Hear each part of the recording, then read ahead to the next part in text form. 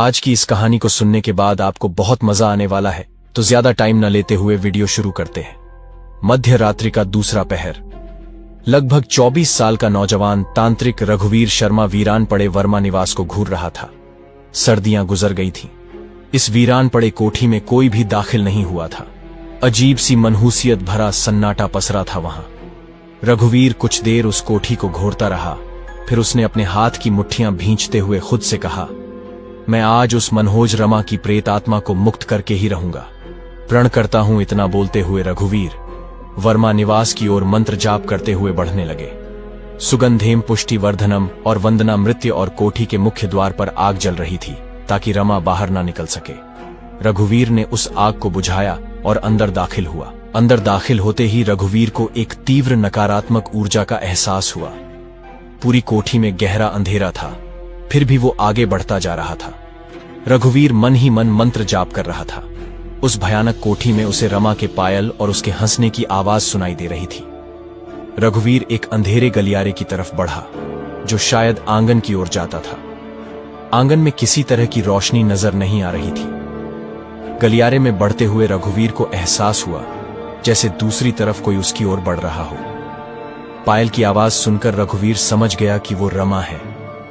जब तक वो पीछे जाकर कहीं छिपने की जगह खोजता, तब तक रमा गलियारे के सामने आ चुकी थी। कितनी नजर आ रही थी वो तरीके से पहनी हुई साड़ी, मांग में फैला हुआ सिंदूर, उजरे बाल और भयानक चेहरा। फिर उसने हंसते हुए कहा, जमींदार विक्रम सिंह, क्या तू है? आजा, वर्षों बीत गए, मनुष्य का मांस खाए हुए, आजा आजा, मेरी भूख मिटा दे।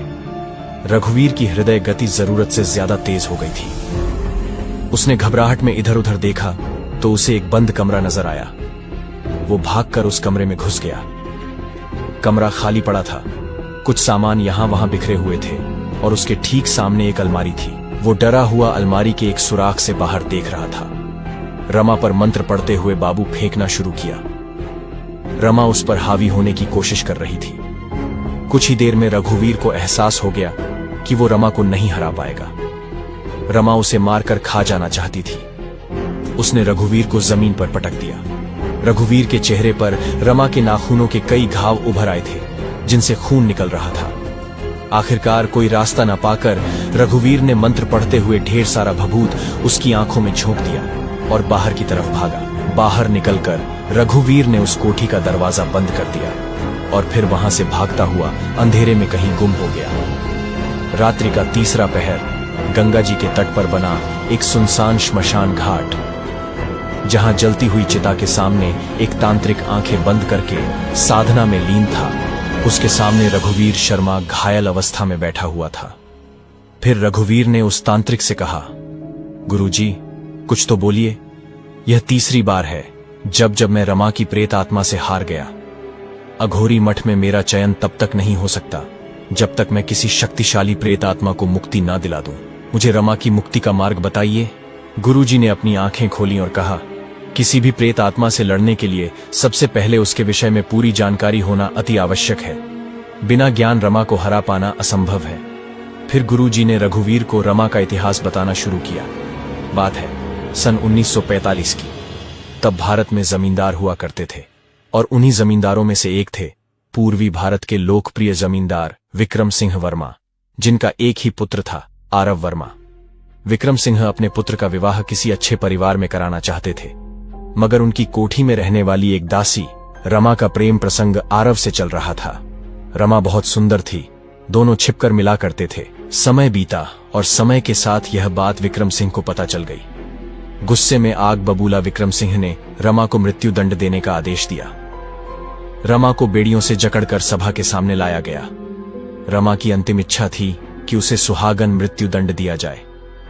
विक्रम सिंह ने उसकी आखिरी इच्छा पूरी की और भरी सभा में उसे सुहागन श्रृंगार के साथ मृत्यु दंड दे दिया गया।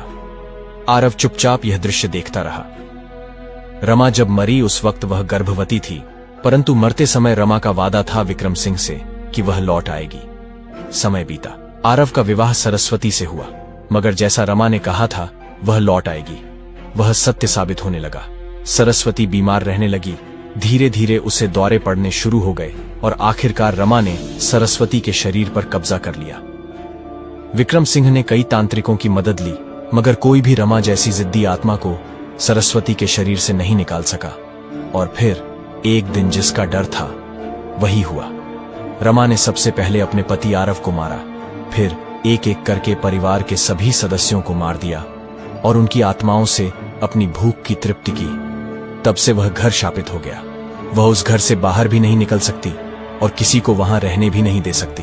रघुवीर ने तांत्रिक से रमा की पूरी कहानी सुनने के बाद कहा, परंतु गुरुजी, रमा को उस घर से मुक्ति देने का कोई तो मार्ग होगा। मार्ग है। रमा पर काबू पाने के लिए कुछ तांत्रिकों ने मंत्र से अभिमंत्रित वस्तुएं इकट्ठा करके एक हवन करने की कोशिश की थी, मगर उन सारी वस्तुओं द्वारा हवन किया जाता और उसकी मुक्ति होती। उसके पहले ही रमा ने उन सभी तांत्रिकों को छल से मार दिया। रघुवीर ने फिर सवाल किया कि वह वस्तुएं उसे मिल सकती हैं, जिस पर तांत्रिक ने उसे बताया वह वस्तुएं उसी घर में हैं, मगर रमा ने उन्हें छिपा दिया है। वह हवन कुंड आज भी चल रहा है। उन वस्तुओं को खोजकर पूरी विधि विधान से अगर कोई उस घर में हवन करे तो रमा को मुक्ति मिल जाएगी। रघुवीर समझ गया कि आखिर रमा को कैसे मुक्त किया जा सकता था। उसने अपने गुरुजी को प्रणाम किया और एक बार फिर चल पड़ा वर्मा निवास की तरफ। उस अंधेरी कोठी में भटकता हुआ रघुवीर लगातार मंत्र जाप करते हुए उन पूजा सामग्रियों को खोज रहा था। सुगंधेम पुष्टिवर्धनम पूर्वारुखमेवा वंदना मृत्यु और मोक्षीय, एक पुरानी हनुमान चालीसा, गंगा जल की एक शीशी। ये दो चीजें रघुवीर को मिल चुकी थी। वह अगली पूजा सामग्री की तलाश में था। रमा ठीक उससे कुछ दूरी पर खड़ी थी। रघुवीर भाग पाता कि तब तक एक कुर्सी हवा में उड़ती हुई आई और रघुवीर से टकरा गई। रघुवीर जमीन पर गिर गया। उसे गहरी चोटें आईं। वह वहां से भागता हुआ एक कमरे में छिप गया, मगर रमा उसका लगातार पीछा कर रही थी। आखिरकार रघुवीर ने हवन की सारी सामग्री इकट्ठा कर ली। अब वह उस कोठी के आंगन में था जहां हवन कुंड जल रहा था। रघुवीर मंत्रोच्चारण के साथ हवन कुंड में हवन सामग्री डालता जा रहा था। उसे कोठी के अंदर से रमा की कहराने की आवाजें सुनाई दे रही थीं। बंद कर दे ये क्रिया, बंद कर दे। कुछ देर तक यह क्रिया चलती रही। तभी अचानक एक कमरे का दरवाजा तोड़कर कमला बाहर आ गई। उसके पूरे शरीर में आग की लपटें जल रही थी। अभी अभी तो तू मुझे मुक्ति दे रहा है, पर मैं लौट आऊंगी। रमा लौट आएगी और देखते ही देखते रमा का शरीर तेज रोशनी के साथ हवा में गायब हो गया। खून से लथपथ रघुवीर उठकर कोठी से बाहर निकला। आखिरकार उसने रमा जैसी शक्तिशाली प्रेत आत्मा को मुक्ति दे ही दी। कोठी से बाहर आकर रघुवीर अंधेरे जंगल की ओर चल पड़ा। आघोरी मठ और गुरुजी उसकी प्रतीक्षा में थे। दोस्तों, रमा की कहानी आपको कैसी लगी? हमें कमेंट करके जरूर बताएं। हमारी वीडियो को लाइक करें, शेयर करें और ऐसी ही कहानियों को सुनने के लिए हमारे चैनल को सब्सक्राइब करें।